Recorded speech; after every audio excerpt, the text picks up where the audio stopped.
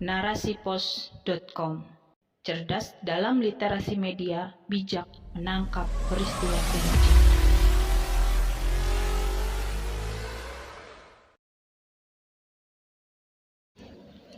Inkonsisten regulasi, riset dan inovasi mengalami stagnasi oleh Fitria Zakiatul Fauziah. Presiden Joko Widodo memutuskan untuk menggabungkan Kementerian Riset dan Teknologi ke dalam Kementerian Pendidikan dan Kebudayaan.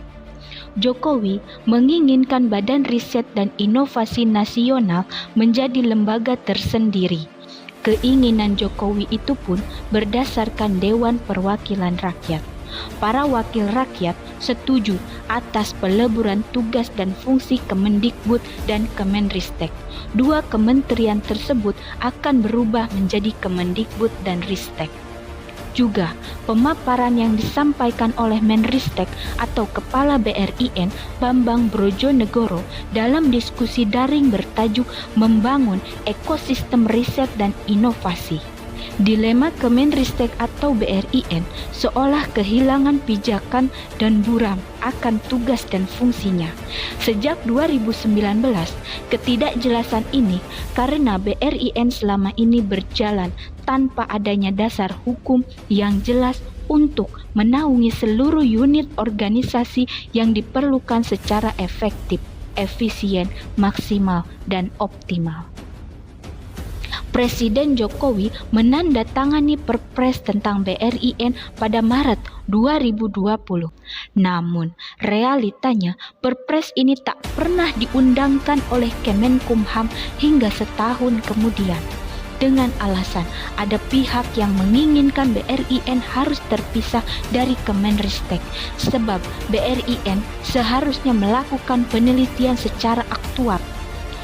Setelah peleburan ini, nasib lembaga pemerintah non-kementerian berbasis riset seperti Lembaga Ilmu Pengetahuan Indonesia, Badan Pengkajian dan Penerapan Teknologi, dan Badan Tenaga Atom Nasional belum diketahui kejelasannya.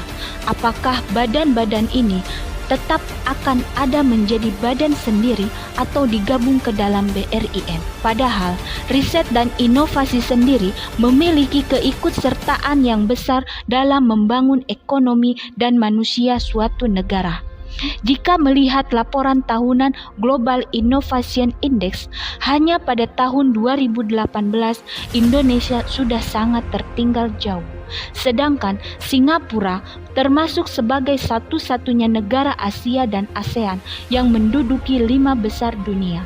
Kendati demikian, pada tahun 2019, Badan Litbang mengklaim publikasi riset Indonesia menempati posisi pertama di ASEAN. Tetapi, kondisi ini bertolak belakang dengan kualitas riset dan inovasi yang mengalami stagnasi. Melalui peleburan ini juga, pemerintah seakan mengesampingkan peran riset hanya berada dalam ruang lingkup pendidikan saja.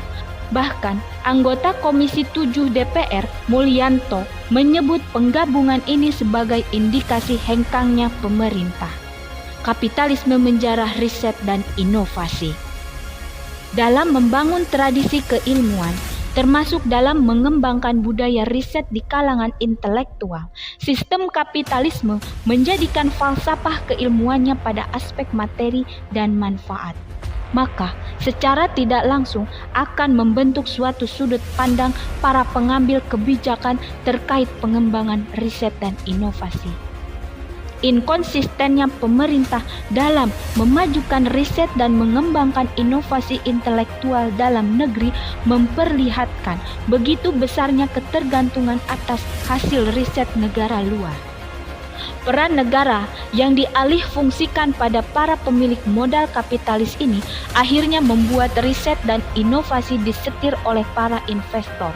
Sementara negara hanya sebagai jalan yang menjembatani intelektual sebagai peran utama dalam dunia akademik dan pengusaha sebagai peran utama dunia industri.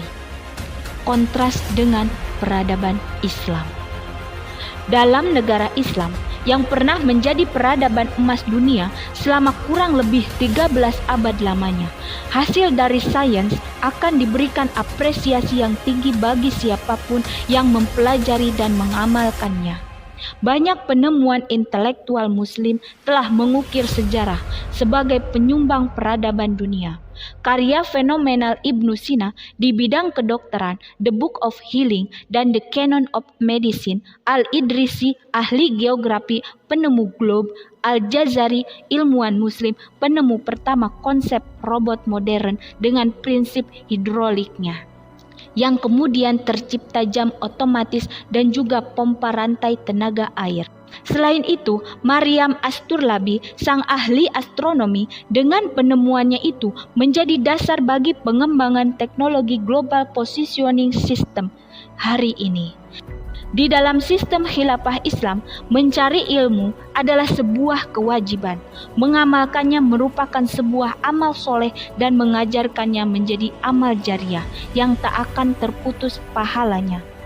Maka tak heran jika hasil karya intelektual Muslim memang selalu menebarkan kebermanfaatan bagi sesama dan menghantarkan masyarakat dan negara semakin menuju kepada puncak ketakwaannya kepada Sang Pencipta.